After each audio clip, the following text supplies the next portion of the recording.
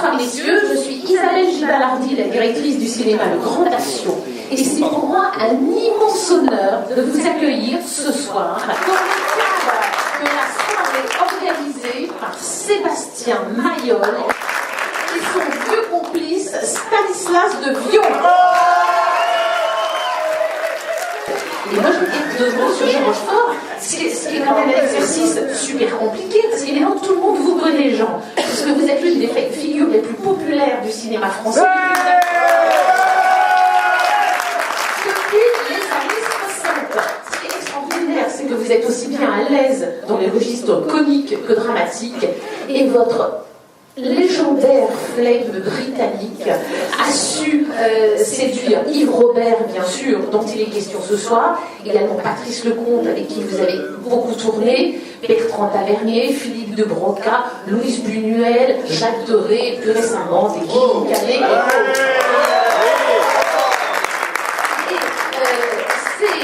Vous avez en plus alterné durant votre carrière films commerciaux et films d'auteur, ce qui a fait un parcours extraordinaire qui a été salué par la profession. En 1999, vous avez eu un César d'honneur.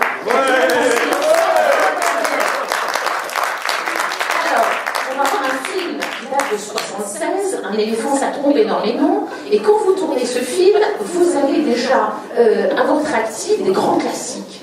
Le fameux Grand Blond avec une chaussure noire, du même Yves Robert, et 2 films de Tavernier, Le magnifique horloger de Saint-Paul et Le non moins magnifique Que la fête commence, qui d'ailleurs vous vaudra un César du meilleur second rôle.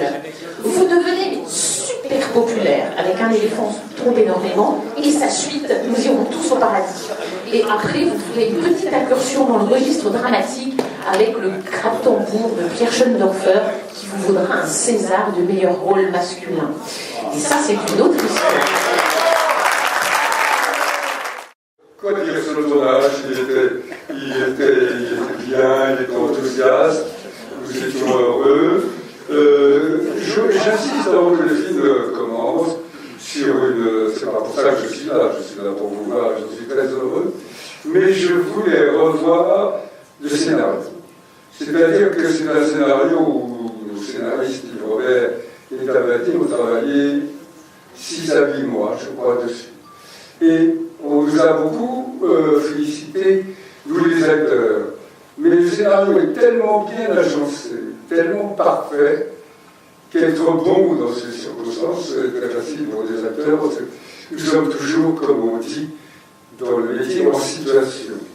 Alors, en prenant le plaisir de rire à ce film, regardez bien comme tout est construit et que c'est absolument imparable. Et sans tomber dans une espèce de nostalgie réformiste, je trouve qu'on ne travaille pas assez les scénarios maintenant. Ce soir, vous verrez un exemple de scénario auquel on ne peut strictement rien reprocher. Voilà.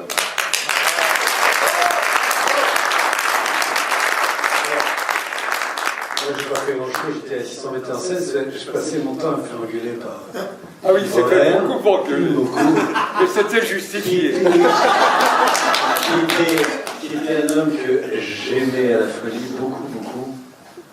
Autant, je crois, que Claude Lelouch, dont on a parlé la dernière fois, qui a été un peu mes 2 mentors.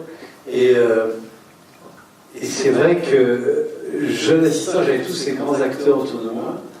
J'étais très impressionné, et je me souviens très bien de Jean et des autres acteurs qui me consolaient quand ils m'insultaient. Donc, parce qu'il était très nerveux, très anxieux, donc il n'y avait que moi derrière sur lequel il pouvait frapper, donc il frappait sur moi. Et Daniel Delorme, qui avait pu venir ce soir, qui elle aussi me défendait, et Xavier Gélin. C'était une merveilleuse époque du cinéma français, une merveilleuse époque de ma vie. Et alors, justement, Yves Robert, Daniel Delorme et Xavier Gélin produisent, Qu'est-ce qu'il fait produire David. Donc il y a un très fort secret sur ce journal. C'est effectivement... En fait, tout est très en amont. C'est Xavier Gélin Zazie qui était mon grand ami et qui m'a présenté Yves, Daniel, qui sont devenus un peu ma famille. Quand je dis ma famille, c'est vrai parce que j'ai habité au moulin de la Guéville que Jean a connu, qui est une maison, qui est toujours une maison à Rouillé, mais qui n'appartient plus à Daniel. J'ai habité là-bas pendant pratiquement 1 an parce que c'est une période de ma vie un peu particulière et ils m'ont recueilli. Daniel s'occupait de moi, Yves. Je suis devenu assistant d'Yves. J'ai ensuite fait d'autres films avec eux et puis j'ai fait Pacific Corps de la vie qu'ils ont reproduit. Absolument. Voilà, alors, c'est un bon film. Hein. Jean est comme ça, donc c'est un bon film.